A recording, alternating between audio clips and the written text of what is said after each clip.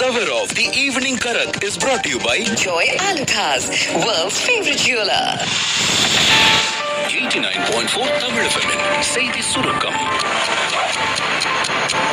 வணக்கம்.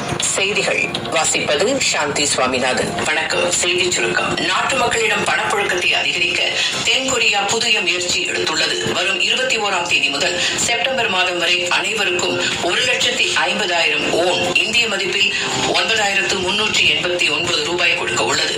இதனை நுகர்வு கூப்பனாக வழங்க முடிவு செய்யப்பட்டுள்ளது. அந்நாட்டில் 2023ஆம் ஆண்டு நிலவரப்படி 5.17 கோடி மக்கள் உள்ளனர். யூபி டைகர் என அழைக்கப்பட்ட மூத்த அரசியல் தலைவர் குன்வர் ஆனந்த் சிங் காலமானார்.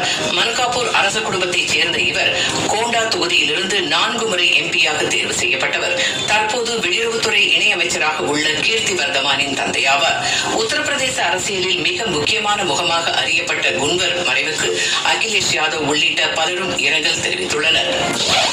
சென்னை பெருநகர காவல் ஆணையர் அருண் காவல்துறை அதிகாரிகள் குற்றச்சம்பவங்களில் ஈடுபட்டவர்கள் மற்றும் ரவுடிகளுக்கு அடைக்கலம் கொடுத்தவர்கள் என சந்தேகப்பட்டால் வாரண்ட் இல்லாமல் கைது செய்ய பிரிவு 41 கீழ் அதிகாரம் வழங்கியுள்ளார். இந்த உத்தரவு இன்று முதல் ஜூலை 21 இரவு 12 மணி வரை நீட்டிக்கப்பட்டுள்ளது. குற்றச் செயல்களை கட்டுப்படுத்த இந்த நடவடிக்கை எடுக்கப்பட்டுள்ளது. பிரிக்ஸ் மாநாட்டில் இந்தியா உட்பட அதன் உறுப்பு நாடுகள் பங்கேற்றுள்ளன. இதனிடையே பிரிக்ஸின் USA எதிர்ப்பு கொள்கைகளுடன் தங்களை இணைத்துக் கொள்ளும் எந்த ஒரு நாட்டுக்கும் கூடுதலாக 10% வரி விதிக்கப்படும் என ட்ரம்ப் அறிவித்தார்.